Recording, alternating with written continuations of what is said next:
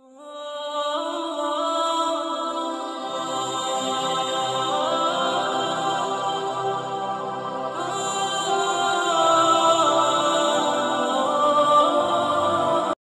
that character is different from action.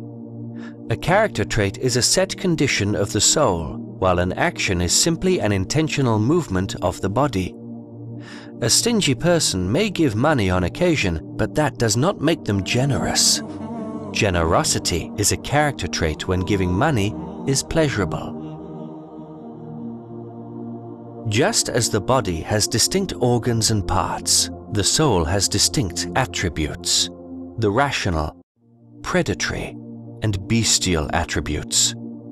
Beautiful character occurs when the soul's attributes are balanced.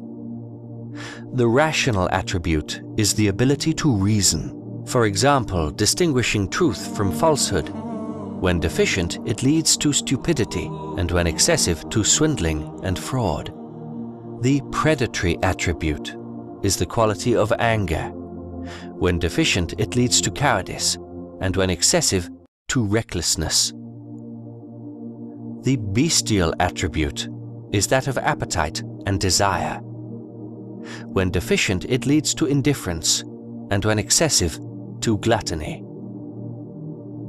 When the attributes are balanced, the rational leads to wisdom, the predatory to courage, and the bestial to restraint. Finally, when the predatory and bestial attributes are set under the command of the intellect, it leads to the fourth virtue: justice. It is easier for the soul to rest in the extremes of the various attributes, either in deficiency or in excess. However, the middle path, while more difficult, is the necessary path for good character. The soul falls sick when its attributes are out of balance, and as a result, the heart becomes incapable of loving God. The heart can be treated by means of spiritual struggle.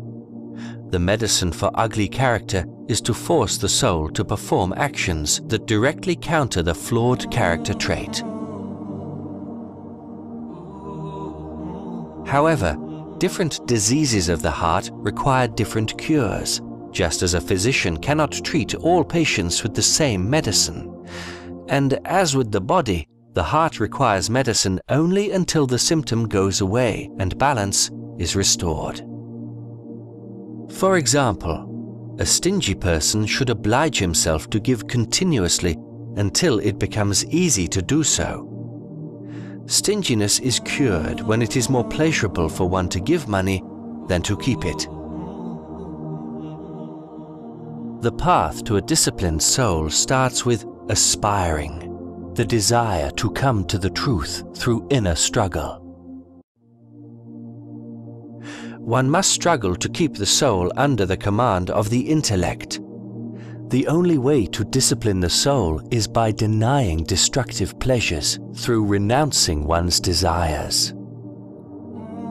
These desires create barriers between the person and truth.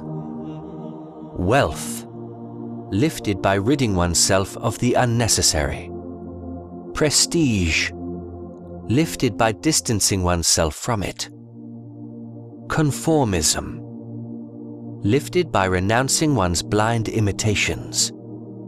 And sin, lifted by repentance and avoiding previous mistakes. Once these barriers are lifted, one needs to build a fortress around themselves to maintain a just equilibrium among the attributes of the soul.